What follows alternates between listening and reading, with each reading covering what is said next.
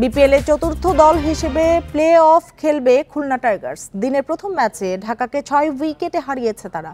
ঢাকার 123 রানে 4 উইকেট হারিয়ে টপকে যায় খুলনা। রাজশাহীর সমান 12 পয়েন্ট হলেও রান রেট বিচারে প্লে অফ খেলবে টাইগার্স দল।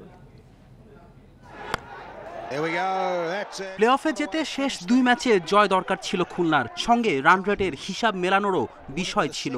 সেই শর্ত পূরণ করেই চতুর্থ দল হিসেবে বাজিমাত খুলনার।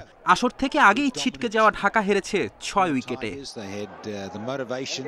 ঢাকাকে উজ্জীবিত করতে মাঠে এসেছিলেন দলটির মালিক সুপারস্টার সাকিব খান, কিন্তু টনিক হতে পারেননি। মাত্র 3 জয়ের স্মৃতি নিয়ে শেষ হলো ঢাকা ক্যাপিটালসের যাত্রা। আসরে সর্বোচ্চ রানের মালিক তানজিদ তামিম শেষ ম্যাচেও ব্যাট হাতে সফল। তার তাণ্ডবে 5 ওভারেই ঢাকার 50, কিন্তু 81 থেকে 94 এই 13 রানের মধ্যেই পাল্টে যায় সব হিসেব নিকেশ। 5 উইকেট তুলে ছন্দে ফেরে খুলনা। 7 ছক্কা আর 1 বাউন্ডারিতে 37 বলে 58 রান তানজিদের। অন্য কারো সমর্থন পেলে গল্পটা ভিন্ন হতে পারত। এই ম্যাচ দিয়ে 485 রানের বিপিএল শেষ করলেন তিনি। তার আউটের পর শেষ হয় সব আশা। শেষ পর্যন্ত 123 রানে থামে ঢাকা। খুলনার 7 বোলারই উইকেট নেন এই ম্যাচে।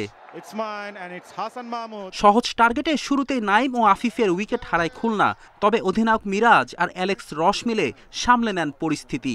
তাদের 68 রানের পার্টনারশিপে জয় সহজ হয়। 5 বাউন্ডারি ও 4 ছক্কায় মিরাজ অপরাজিত থাকেন 74 রানে। আর 6 উইকেটের জয় নিয়ে মাঠ ছাড়ে খুলনা। রাজশাহীর সমান 12 পয়েন্ট হলেও রান রেটে মিরাজদের স্বপ্ন পূরণ। এলিমিনেটর আর কোয়ালিফায়ারে 2টি পরীক্ষায় পাশ করে এখন ফাইনালে যাওয়াই খুলনার টার্গেট। ফেরদৌস ইসলাম, ইন্ডিপেন্ডেন্ট নিউজ।